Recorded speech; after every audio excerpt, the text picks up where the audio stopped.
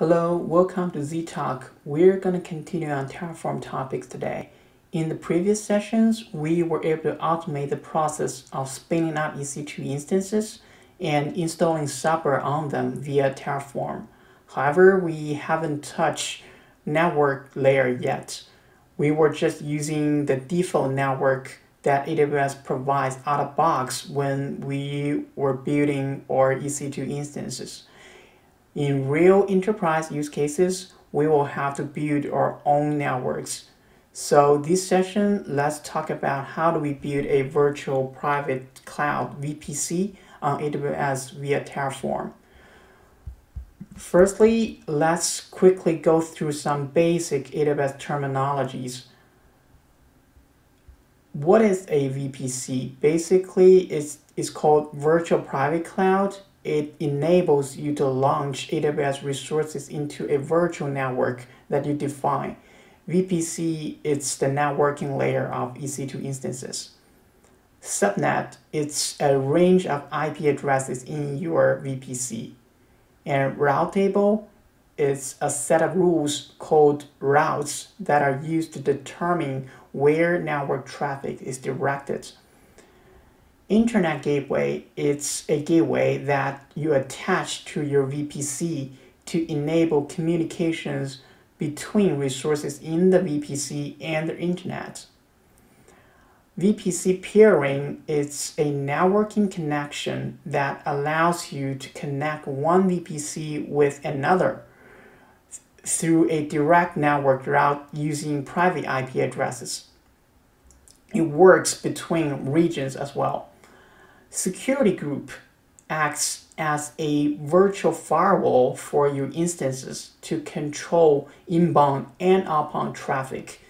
Up to 5 security groups can be assigned to a single instance in AWS. Here are a list of a couple of terminologies that are easy to get confused about the difference. Firstly, public subnet versus private subnet.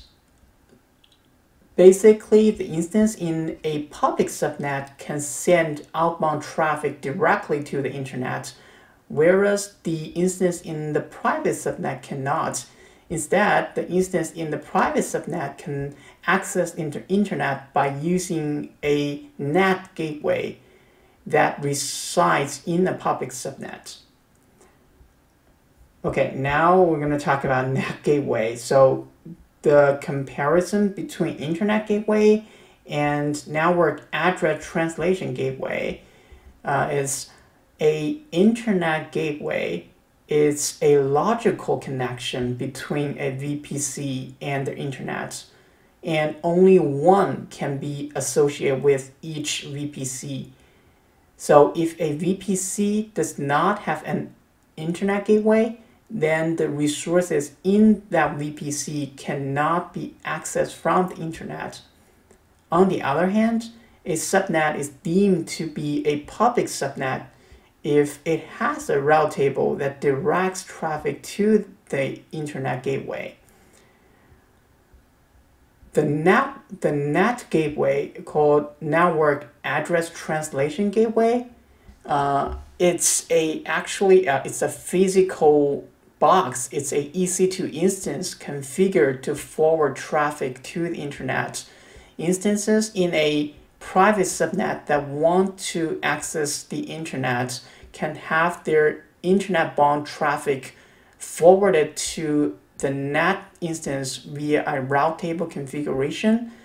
The NAT instance will then make the request to the internet since it's in a public subnet, and the response will be forwarded back to the private instance. The last one, network access control list versus security group.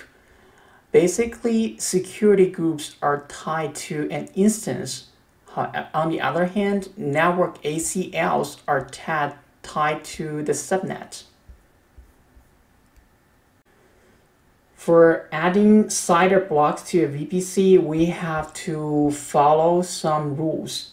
So firstly, the allowed block size is between a /28 NAT mask and /16 NAT mask. Secondly, CIDR block must not overlap with any existing CIDR block that is associated with the VPC. And last but not least, users cannot increase or decrease the size of the existing CIDR block. Okay, before I jump to the demo, please remember thumb up, share, and subscribe my video.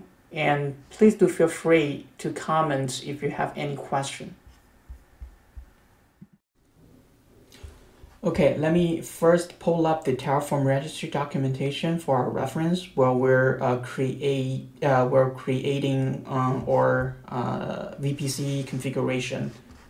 Just go to Google and search for Terraform registry. Click the first one, browse modules. Here, there's a list of modules available. Let's find out the one for AWS VPC, which is the first one. Click that. You can see there are types of resources that are supported inside this module. We will review them shortly. And now let's switch to my AWS portal, and let's review the default setting. If you click VPC, you can see there was already a VPC out there, which is the default VPC that comes out of box that I was talking about. So if we did not create our own VPC or our own subnet, when we spin up a EC2 instance, this default VPC gonna be the host where our EC2 instance are running on, right? Okay, let's jump to the Visual Studio Code and create our own configuration. Here I created a new folder for this project. You can see I already defined two custom configuration files. It's basically exactly same as what I did in the previous sessions. I create a provider.terraform and variables.terraform to store my AWS account information like access key, secret key, and default AWS region that I'm gonna use. And back to the variables .tf, I will be using US West 1 as my region to deploy the VPC. All right. And back to what we're gonna do here, I created a VPC.terraform. This is the config file where we're gonna define the VPC subnet details. So I list out a framework of what specifically we're gonna define inside of this config file. So firstly, we're gonna create a AWS VPC, and then we're gonna create subnets inside of this VPC. I plan to create two public subnets plus a private subnet. After the subnet definition, I'm gonna define an internet gateway which is needed for public subnet, right? And then I will define a routing table for this VPC. And last but not least, I'm gonna define the routing association between the routing table and subnets. That's pretty much it. So let's do it. Okay, let's refer the documentation and start with creating AWS VPC. Let me jump to the documentation here. Find the resource under this module called VPC, the first one, and click that. And here it shows the basic usage of these resource. Right? We just need to assign a CIDR block to this VPC. All right. So let's jump back to the Visual Studio Code, and all I need to do, I need to create a resource called AWS_VPC and give it a variable name, custom VPC, and assign the CIDR block to this VPC. Just remember, follow the rule I mentioned in my presentation. The allowed block size is between a /28 NAT mask and /16 NAT max. So I followed the rule, all right, here. And I also enabled host support, DNS support, and hostname support, and give it the name called custom VPC. For these argument instance tenancy, so I still use default, but just remember, if you choose something else, it's gonna cost you more. You see here. So default is default, but if you use either of the other options like dedicated or host, cost will be higher, right? Just remember that. Okay, let's move on for creating subnets for this VPC. As a plan, I'm gonna create 2 public subnets and one private subnet. Let's take a look the resource for subnet here. Subnet. So what I need to do is pretty easy. Just assign the VPC ID and assign a CIDR block for the subnet. That's it. So here I'm going to create 3 subnets. The first 2 will be public. So I assign the VPC ID that I just created above. AWS VPC, custom VPC, and ID, right? So assign a CIDR block to each of the subnets below. So just remember, CIDR block must not overlap with any existing CIDR blocks that is associated with the VPC. So I give 10.0.1 and 10.0.2 and 10.0.3 accordingly for the 3 subnets. And for the 2 public subnets, so I'm gonna map the public IP on launch. I turn it to true, but default is false. That's what I did in the private subnet.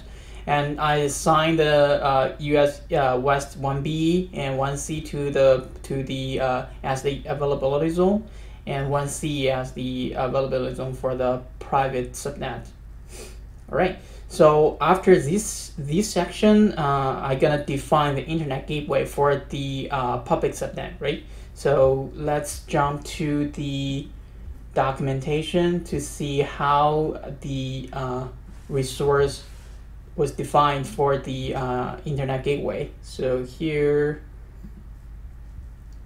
internet gateway. So I just need to assign the VPC ID, and that's pretty much it. So here in the Visual Studio Code, here I assign the same VPC to the internet gateway and give a name called custom VPC / internet gateway.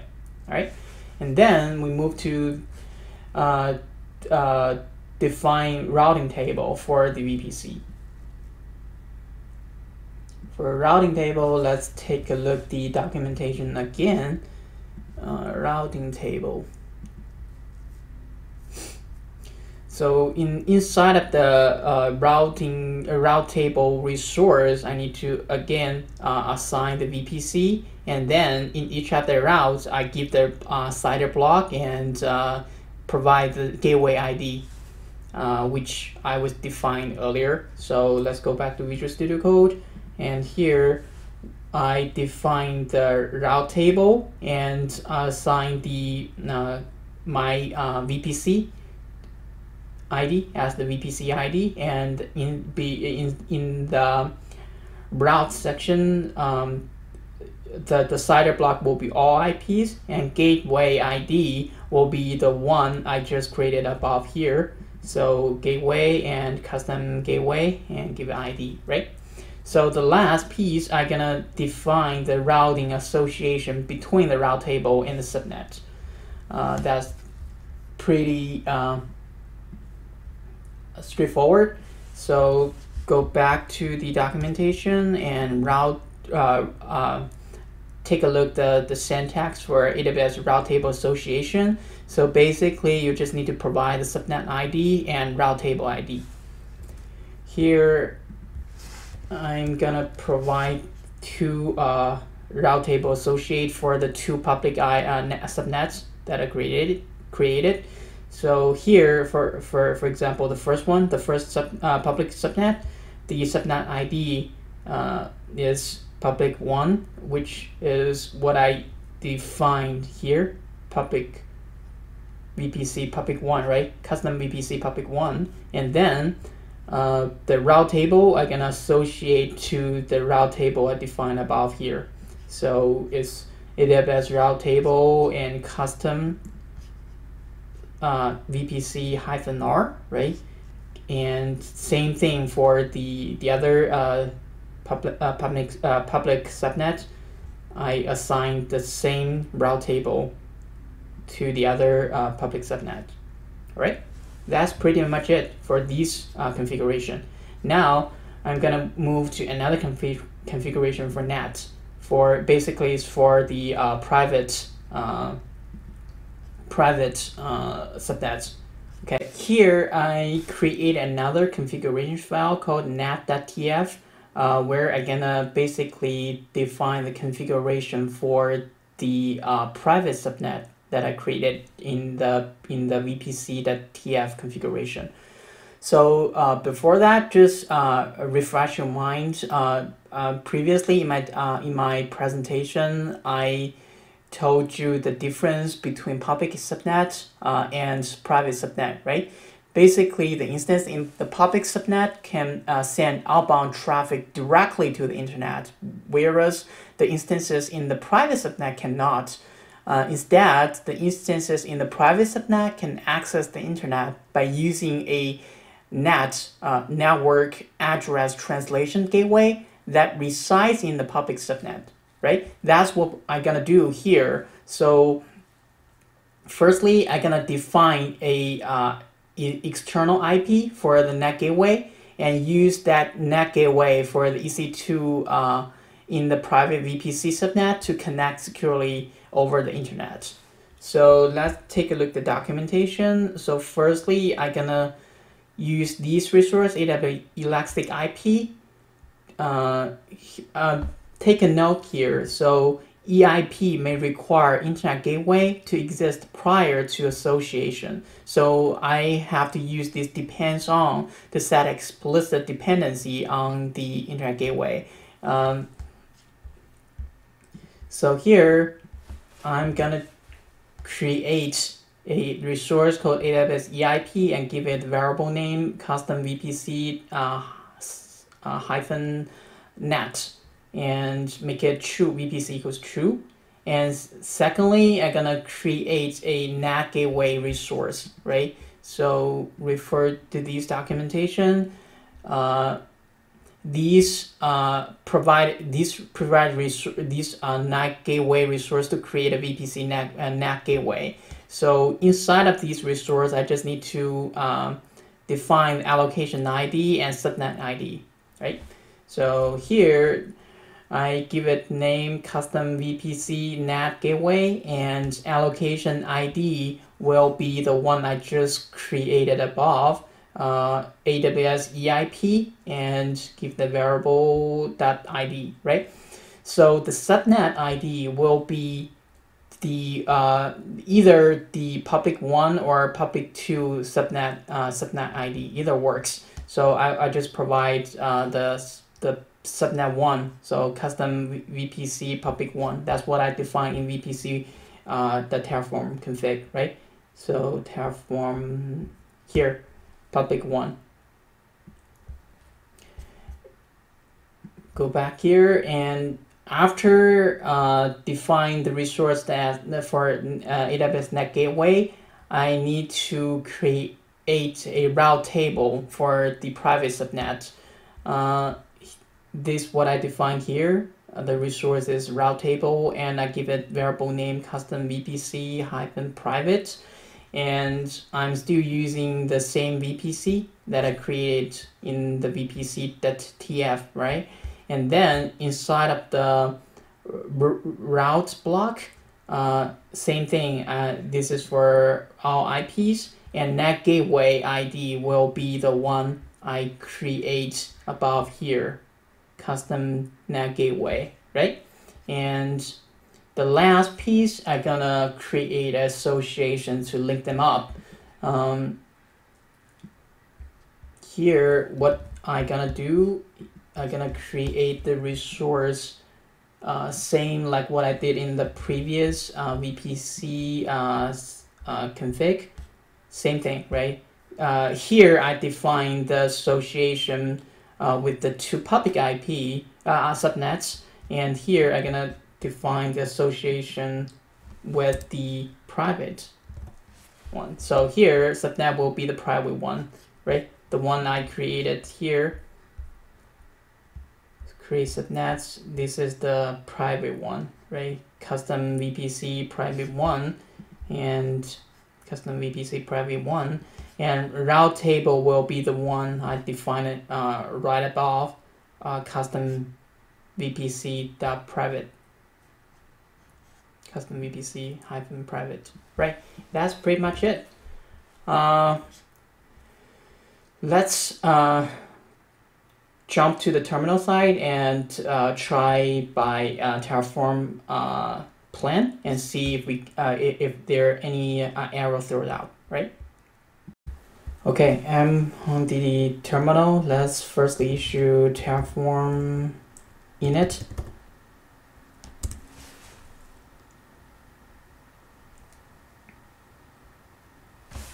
Okay, and then dry run by issue Terraform plan.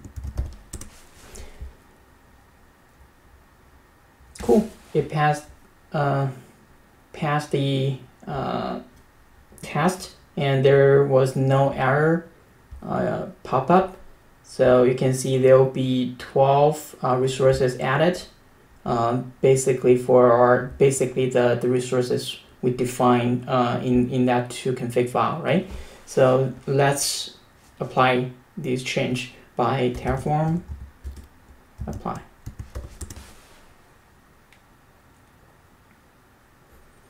And hit yes to approve. And just give it a little bit time for creating those resources, and then we can validate by logging to the AWS portal to see there or the 3 subnets and the VPC should be created. All right, it's complete. Let's jump to the AWS portal and see. Here, click AWS and click VPC, and here, so you see, besides the default, now it's showing 2. Click the VPC, and right, this was the custom VPC that we name it in our config, right? Let's click that and take a look.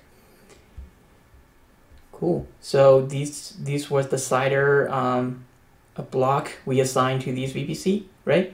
So inside of VPC, I defined 3 subnets. Here we go, 2 public and 1 private, right? Go to the subnet, and this was the CIDR block that assigned. And this was the availability zone, US West 1, assigned to these subnets specifically, right? So we're good.